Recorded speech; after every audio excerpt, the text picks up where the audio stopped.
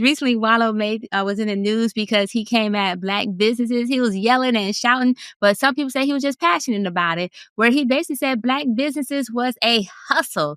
That folks who stand on, oh, I'm a black business, they are hustling, and that should he's not supporting anybody just because they're a black business, and he'll say that all day, every day. And so I'm just curious as to what are you guys' opinion about this because the way he had it sounding like black folks just can't do right.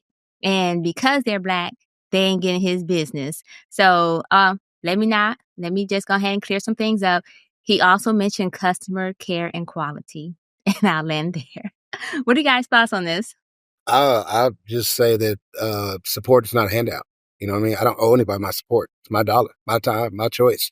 You know what I mean? If it can be my body. Anyway, no, I'm sorry. I digress. Here's what I'm saying, though. I'm just saying I get to spend money where I want to spend it. He can spend his money where he wants to spend it. And if time has shown him he cannot trust his dollar in those establishments and the time that he spent to take there and he don't want to go there, then I respect his choice too. Right? And I say to people who listen to what he said, listen to what the rest of it he said. And he said, listen, he gave the solution. I ask you this question. What are black businesses known for? What? I mean, you can think about other cultures and you'll go, oh, you know, not to be stereotypical, but Indian people, they own the hotels and da, da, da, da. What are we known for? We're known for bad customer service. That's tragic. And so if our businesses are associated with that, people will avoid our businesses. And what's even worse, and I'm going to get back on my soapbox and I'm going to get off, I promise. Okay? What's even worse is y'all don't see that these tariff things, okay? You future black entrepreneurs is cutting into your Alibaba or whatever you're doing to get your stuff cheap, right? All y'all ain't coming up no more, okay? All y'all will have them fantastic prices. So it's getting smaller. So you better compete on something. You can't compete on price. It better be on quality and customer service. Your boy was right. I see. Jay, wow, way to weave that back in. I'm sorry, but go ahead, Delvin. Come for me. Let's call back like a motherfucker, but go ahead. I'll be remiss not to agree with Jay. I mean, you got to support black businesses, especially black businesses that offer excellence, because we have a duty to not support mediocre or black businesses that do poor customer service or, you know, poor business or shady business, because the more you support them just because they're black, the longer they're going to stay open and the longer the mediocrity is going to stay in the system. You have a duty to not support mediocre black businesses. And there may be few and far between, but tell you one thing I know about black people, you'll drive 30 minutes to get your cheeks clapped. So go drive 30 minutes to support that business. And I'm done. Well, Miss Sex Positive, I believe this on you. I kind of don't know. No, you said you have a duty to not support. Okay, you were the opposite. Okay, like you said, you have a duty not to support. Okay, the mediocre one. Yeah, I do think that black people have a tendency to think that our allegiance and our loyalty means our continued support regardless of environment or what we experience. I do agree that we have some poor customer service skills that we employ or the lack thereof. I do want to just consider the fact that we really don't have the ability to access resources like other people do. So business school, trainings, funding to kind of teach you how to run a business effectively is not something that we really tap into or have access to because of other reasons. So that might contribute to the poor customer service or lack of business acumen that we see. Does it excuse it? Absolutely not. Am I going to support your shitty business? Absolutely not. But will I try once? Yes, I will come and spend my dollar with you in support of the first time. If not, I'm going to go wherever I need to go to get my needs met, whether that be a Chinese food place or whomever else is serving what I like. That's just where I'm going to do.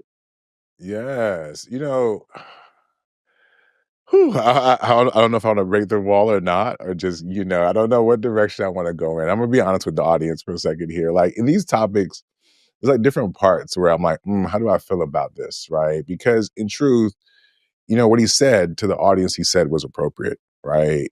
In the sense of he was speaking to entrepreneurs and encouraging them to try to provide a really great product and not focus on the hustle that is supporting black businesses. Because that is a hustle. right? If we're gonna talk about it just a little bit, that people lean on that as if that is the Black business. I'm doing X, I'm gonna slap this label on it, and I expect some support without consideration for the business, the machinations, the customer, the target audience. If we're gonna be honest, way too many of us start businesses with having no idea what the fuck we're doing. And we don't even research, right? And then kind of know who our customers are, for example. With that being said though, right? So I think that's part of it. But I think the other part was, I think the phrase that I hear a lot is hit dogs hollering. I think the people who had a problem with what Wallo said are like hit dogs, right? Because the part about bad customer service seemed to hit them in a certain type of way, because he ain't really say anything wrong for real.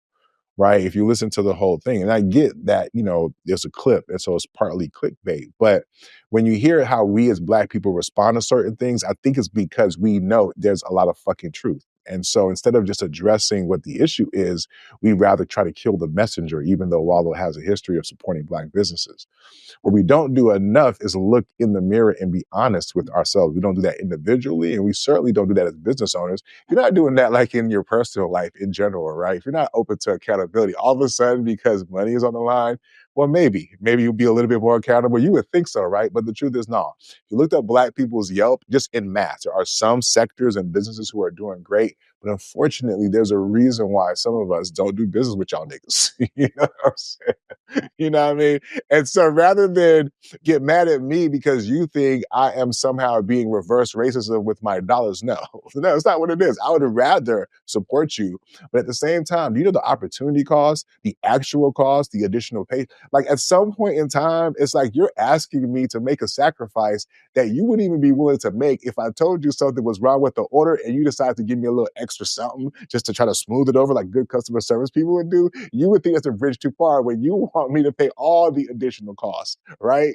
And at some point in time, if we're all oppressed, why should I have my shackles have to be added on to accommodate the fact that you're trying to get out of yours, especially if you don't give a fuck enough about your business to strive for some level of excellence? So miss me with that. And finally, right, I'm gonna be honest a little bit more in season 5. Yeah, I try to support Black businesses when it's convenient for real.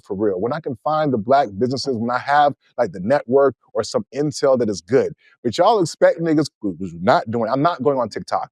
I'm sorry. I'm not doing that. I got a whole bunch of other shit. Whenever it's lightly convenient and makes sense, or I got a good lead, yes, I'm going to support Black businesses. You know what I'm saying? There's way too many of y'all niggas out there making it seem like y'all supporting Black businesses, which is why these Black businesses think there's a profit in that. I'm sorry to tell y'all there isn't. You know what I'm saying? Unless it becomes a fad or it's popular or some celebrity or influencer mentioned it. Got niggas standing in line for slutty vegan. That shit was not all that, but niggas fell for the okie doke, right? But it's cool because I'm the one that's tripping. Let's just keep it a fucking buck.